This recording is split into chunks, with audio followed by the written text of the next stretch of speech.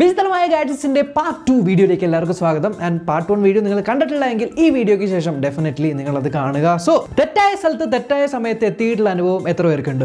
Smart phones പോലും ഒരുവിധം popular അല്ലായിരുന്ന സമയത്ത് ലോഞ്ച് ചെയ്ത ഒരു ഡിവൈസ് ആണ് നെപ്റ്റ്യൂൺ പൈൻ. അതായത് അന്നത്തെ കാലത്തുണ്ടായ ഒരു നോക്കിയ ഫോണിന്റെ സ്ക്രീനിന്റെ അത്രയും വലിപ്പമുള്ള ഒരു ഡിവൈസിൽ സ്ട്രാപ്പ് വെച്ചിട്ട് ഒരു സ്മാർട്ട് വാച്ച് ആയിട്ടാണ് അവർ ഇറക്കിയത്. അതിനകത്ത് സിം ഇടാൻ പറ്റും, 3G ആണ്, 32 GB ഇന്റേണൽ സ്റ്റോറേജ് ഉണ്ടായി. പക്ഷേ $350 ഈ ഒരു ഡിവൈസ് ലോഞ്ച് ആയത്. 2013 തന്നെ അന്ന് സ്മാർട്ട് ഫോൺസ് തന്നെ ഒന്ന് പൊട്ടിമുളച്ച് വരുന്ന സമയത്താണ് സ്മാർട്ട് വാച്ച് വന്നത്. പല ആൾക്കാർക്കും ഇതെന്താണ് എങ്ങനെയാണ് എന്നൊരു ഹൈപ്പ് പോലും ഉണ്ടായില്ല. നിങ്ങൾ എത്ര പേർക്ക് സ്കേറ്റിംഗ് അറിയാം? ജസ്റ്റ് ഒന്ന് താഴെ കമന്റ് ബോക്സ് അറിയിക്കാം. എനിക്ക് പേഴ്സണലി സ്കേറ്റിംഗ് അറിയില്ല, പക്ഷേ സ്കേറ്റിംഗ് ചെയ്ത് പോകുന്നവരെ കാണുമ്പോൾ നല്ല രസമല്ല. അവരിങ്ങനെ ഗ്ലൈഡ് ചെയ്ത് പോകുന്നു, നമ്മൾ കഷ്ടപ്പെട്ട് നടന്നു പോകുന്നു. ഇതേപോലെ നമുക്ക് സ്കേറ്റ് ചെയ്ത് പോകാൻ പറ്റിയിരുന്നെങ്കിൽ എന്ന് എനിക്ക് തോന്നിയിട്ടുണ്ട്. അങ്ങനെ തോന്നുന്നവർക്ക് സ്കേറ്റിംഗ് അറിയില്ല എങ്കിലും ഓടിക്കാൻ പറ്റിയ ഒരു വെഹിക്കിൾ ആയിരുന്നു സോളോ വീൽ. സോളോ വീൽ എന്ന് പറഞ്ഞാൽ പേര് പറയുന്നത് പോലെ ഒരൊറ്റ വീല് മാത്രമേ ഉള്ളൂ. രണ്ട് സൈഡിൽ നമുക്ക് കയറി നിൽക്കാം, അതിനുശേഷം നമുക്ക് വണ്ടി പോലെ ഓടിച്ചു പോകാം എന്നാണ്. നമ്മളിൽ എല്ലാവർക്കും എന്തെങ്കിലും ഒരു ദുർശീലം ഉണ്ടാവും അല്ലേ? നമ്മളെ കുറച്ചുകൂടെ ഫിറ്റ് ആക്കാനായിട്ട്, നമ്മളെ കുറച്ചുകൂടെ മോട്ടിവേറ്റ് ചെയ്യാൻ വേണ്ടിയിട്ട് ഇറക്കിയിരിക്കുന്ന ഡിവൈസുകളാണ് സ്മാർട്ട് വാച്ചുകൾ. നിങ്ങൾ നടക്കാനായിട്ട് മോട്ടിവേറ്റ് ചെയ്യും, ജിമ്മിൽ പോകാനായിട്ട് മോട്ടിവേറ്റ് ചെയ്യും, വെള്ളം കുടിക്കാൻ മോട്ടിവേറ്റ് ചെയ്യും, എണീറ്റ് നിൽക്കാനായിട്ട് മോട്ടിവേറ്റ് ചെയ്യും. പക്ഷേ പാവ്ലോക്ക് എന്ന് പറയുന്ന ഒരു സ്മാർട്ട് ബ്രേസ്ലെറ്റ്, $179 ഈ ഒരു ബ്രേസ്ലെറ്റ് നിങ്ങൾക്ക് മോട്ടിവേഷൻ തരുന്നത് ഇലക്ട്രിക് ഷോക്ക് ഉപയോഗിച്ചാണ്. നിങ്ങൾക്ക് എന്തെങ്കിലും ഒരു ബാഡ് ഹാബിറ്റ് ഉണ്ട്, സ്മോക്കിംഗ് ആണ്, അല്ലെങ്കിൽ ഇങ്ങനെ ചെയ്യുന്നതൊക്കെയാണ് എന്നുണ്ടെങ്കിൽ ഓരോ പ്രാവശ്യം അത് ചെയ്യുമ്പോൾ നിങ്ങളുടെ കയ്യിലേക്ക് ഒരു ഷോക്ക് തന്ന് ചെയ്യല്ലേ എന്ന് നിങ്ങളെ സൂചിപ്പിക്കും. ഭയങ്കര പെയിൻഫുൾ ആയിട്ടുള്ളൊരു മോട്ടിവേഷൻ ആയിരുന്നു. ഈ ഒരു ഐറ്റം നാപ്തോൾ കാരണം വളരെ ഫേമസ് ആണ്. Sunglasses with earphones, Oakley thump MP3 sunglasses, ഇവരായിരുന്നു ഏറ്റവും ആദ്യത്തെ സൺഗ്ലാസസ് വിത്ത് ബ്ലൂടൂത്ത് ഇയർഫോൺ. 2004 ഇത് ലോഞ്ച് ചെയ്തത്. $395 128 MB ഒരു ഡിവൈസ് ആയിരുന്നു. സോറി, ഞാനത് ബ്ലൂടൂത്ത് ഡിവൈസ് ആണെന്ന് പറഞ്ഞു, പക്ഷെ അത് ബ്ലൂടൂത്ത് ഡിവൈസ് അല്ല, മറിച്ച് അതൊരു MP3 പ്ലെയർ ആണ്. 128 MB വരെയുള്ള പാട്ടുകൾ അതിലേക്ക് കയറ്റി വെക്കാം. ആൻഡ് ഐപോഡൊക്കെ ഉപയോഗിക്കുന്ന പോലെ പാട്ടുകൾ കേട്ടുകൊണ്ട് പോകാം. 2004 സിനിമയെ കാണാൻ രസമുണ്ടായി, പക്ഷെ പബ്ലിക്കിൽ ഇതൊക്കെ വെച്ച് നടക്കുമ്പോൾ ഇവന് വട്ടാണല്ലേ എന്നൊക്കെ ചോദിക്കുന്ന രീതിക്കായി. നമ്മളെല്ലാവരും ജീവിതത്തിൽ ഏതെങ്കിലും ഒരു കാലഘട്ടത്തിൽ കേട്ടിട്ടുണ്ടാവും, എപ്പോൾ നോക്കിയാലും വരുന്ന ഗെയിം കളിച്ചുകൊണ്ടിരിക്കാണ്ട് പുറത്ത് പോയി കളിക്കട. അതിന്റെ കാരണം വേറൊന്നുമല്ല, നമ്മൾ കുറേ നേരം കമ്പ്യൂട്ടറിന് മുന്നിൽ ഇങ്ങനെ ഇരുന്നിരുന്ന് നമുക്ക് നടുവേന, തലവേന, അങ്ങനത്തെ കുറേ ഇഷ്യൂസ് ഒക്കെ വരുമെന്നാണ്. പക്ഷേ കമ്പ്യൂട്ടർ ഗെയിം വഴി നിങ്ങൾക്ക് കുറച്ചുകൂടെ ആക്റ്റീവ് ആവാൻ പറ്റുന്ന ഒരു ഡിവൈസ് ഇറക്കിയിട്ടുണ്ടായി. Sega activator and Nintendo power pad. ഒന്നുമില്ല, നിസ്സാരമായിട്ട് ഒരു മാറ്റാണ്. ആ മാറ്റിന് മുകളിൽ കുറേ സെൻസേഴ്സ് ഉണ്ട്.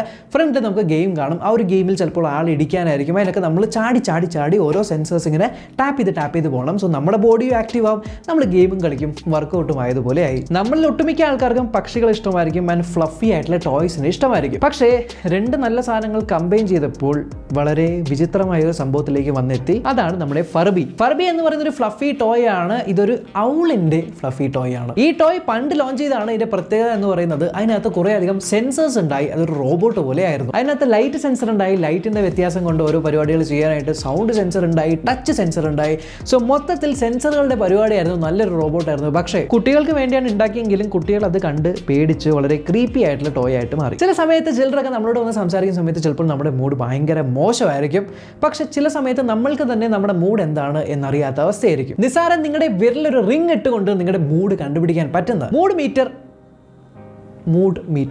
മീറ്റർ എന്ന് പറഞ്ഞ ഒരു സ്മാർട്ട് റിംഗ് കണ്ടുപിടിച്ചിട്ടുണ്ട്. ആ ഒരു റിംഗ് നിങ്ങളുടെ കയ്യിലിടുക, സ്മാർട്ട് ഫോണായിട്ട് പെയർ ചെയ്യുക, നിങ്ങളുടെ നെർവസ് സിസ്റ്റത്തിലെ സിഗ്നൽസ് മെഷർ ചെയ്ത് നിങ്ങളുടെ മൂഡ് നല്ലതാണോ, നിങ്ങളുടെ മൂഡ് മോശമാണോ, നിങ്ങളോടിപ്പം മിണ്ടാമോ എന്നുള്ള ഡീറ്റെയിൽസ് എല്ലാം നിങ്ങളുടെ സ്മാർട്ട് ഫോണിൽ കാണിക്കും. ആൻഡ് നിങ്ങളുടെ മൂഡ് മോശമാണെന്നെങ്കിൽ ആ ഒരു മൂഡ് അപ്ലിഫ്റ്റ് ചെയ്യാനായിട്ട് എന്തൊക്കെ ചെയ്യാമെന്നും ആ ഒരു ആപ്ലിക്കേഷൻ വഴി കാണിച്ചു തരും. ഇന്റർനെറ്റിന്റെ അലാം ക്ലോക്ക് എന്നറിയപ്പെടുന്ന ഒരു ഫ്ലഫി ടോയ് വിത്ത് സ്ക്രീൻ ആയിരുന്നു ചമ്പി. ഒരു സോഫ്റ്റ് ആയിട്ടുള്ള ബീൻ ഷേപ്ഡ് ഡിവൈസ് ആയിരുന്നു. ഒരു 3.5 ഇഞ്ചിന്റെ ഒരു സ്ക്രീൻ ഉണ്ടായി. അത് നിങ്ങൾ 24 മണിക്കൂറും ആയിട്ട് വെച്ചുകൊണ്ടിരിക്കാനായിട്ട് എന്റർടൈൻമെന്റ്, ന്യൂസ്, പോഡ്കാസ്റ്റ്, മ്യൂസിക് എന്നിങ്ങനത്തെ കാര്യങ്ങളൊക്കെ കാണിച്ചു തരാൻ വേണ്ടി ഉണ്ടാക്കിയ ഒരു ഡിവൈസ് ആണ്. ശരിക്കും പറഞ്ഞാൽ സ്മാർട്ട് ഫോൺസ് ഒക്കെ വരുന്നതിന് മുന്നേ ഉള്ളൊരു പരിപാടിയായിരുന്നു. ഇന്ന് നമ്മളിപ്പോൾ ആമസോണിന്റെ അലക്സ എക്കോ ഷോ ഒക്കെ ഇല്ലേ, ഡിസ്പ്ലേ ഉള്ള ഏറെക്കുറെ അതേപോലത്തെ ഒരു സാധനം. നിങ്ങൾ കമ്പ്യൂട്ടറിൽ ഷൂട്ടിംഗ് ഗെയിംസ് കളിച്ചിട്ടുണ്ടെങ്കിൽ എൻ്റെ പേഴ്സണൽ വെപ്പൺ എന്ന് പറയുന്നത് ബസൂക്കയാണ്. ബസൂക്ക എന്ന് പറഞ്ഞാൽ വേറെ ഒന്നുമല്ല, ഒരു നീണ്ട ഒരു ട്യൂബ് പോലെ ഇരിക്കുമ്പോൾ അതിൻ്റെ അറ്റത്ത് വലിയൊരു മിസൈൽ ഉണ്ടാവും. നമ്മളിങ്ങനെ ഒരു സ്കോപ്പിൽ കൂടെ നോക്കിയിട്ട് ഷും എന്ന് പറഞ്ഞു വിടും. അത് നേരെ പോയിട്ട് ടും, മാസ് ഡിസ്ട്രക്ഷൻ. സോ ഈ ബസൂക്കയെ അടിസ്ഥാനമാക്കി ഉണ്ടാക്കിയ ഒരു സാധനമാണ് നിന്റെൻഡോയുടെ സൂപ്പർ സ്കോപ്പ്. ഒരു റെഡും ഗ്രെയിൻ ട്യൂബാണ്, ഏകദേശം 2 ഫീറ്റിന്റെ നീളമുണ്ട്. ഇതിനകത്ത് ഒരു സ്കോപ്പ് ഉണ്ട്. ആ ഒരു കണ്ണ് നിങ്ങൾ നിന്റെൻഡോയുടെ കൂടെ കണക്ട് ചെയ്ത് കഴിഞ്ഞാൽ ആ ഒരു സ്കോപ്പിന്റെ ഉള്ളിൽ കൂടെയുള്ള സ്ക്രീനിൽ നിങ്ങൾക്ക് ഗെയിം കാണാനായിട്ട് പറ്റും. ആൻഡ് അതിലൂടെ എയിം ചെയ്ത് നിങ്ങളുടെ എനിമീസിനൊക്കെ ഷൂട്ട് ചെയ്യുന്ന ഗെയിംസും ആ ഒരു സാധനത്തിന്റെ ഉള്ളിൽ ഉണ്ടായി. ലോകത്തിൽ നമ്മൾ വിചിത്രമായ പല കാര്യങ്ങൾ കേട്ടിട്ടുണ്ട്. പക്ഷേ ഒരു വൈഫൈ മുയലിനെ നിങ്ങൾ കേട്ടിട്ടുണ്ടോ? നാബാസ്റ്റാഗ് എന്ന പേരിൽ അറിയപ്പെടുന്ന ഒരു വൈഫൈ മുയൽ ഉണ്ടായി. ആ മുയലിന്റെ പരിപാടി ഫംഗ്ഷനാലിറ്റി എന്ന് പറയുന്നത് നിങ്ങൾക്ക് വെതർ പറഞ്ഞുതരാ, സമയം പറഞ്ഞുതരാ, സ്റ്റോക്സ് പറഞ്ഞുതരാ, നിങ്ങളുടെ മൂഡ് ലിഫ്റ്റ് ചെയ്യുക, കോഡ്സ് പറഞ്ഞുതരാ. ഏറെക്കുറെ നമ്മുടെ ഇന്നത്തെ അലക്സയും ഗൂഗിൾ നെസ്റ്റ് ഒക്കെ പോലെ തന്നെ നിങ്ങളോട് സംസാരിക്കുന്ന ഒരു പേഴ്സണൽ അസിസ്റ്റന്റ് റാബിറ്റ് ആയിരുന്നു. പക്ഷേ ഇതിന്റെ ഏറ്റവും വലിയ പ്രത്യേകത എന്ന് പറയുന്നത് $199 ലോഞ്ച് ചെയ്ത ഈ ഒരു റാബിറ്റ് ഓരോരുത്തർക്കും പേഴ്സണലൈസ് ചെയ്ത് കമ്പനി തന്നെ തരുമെന്നാണ്.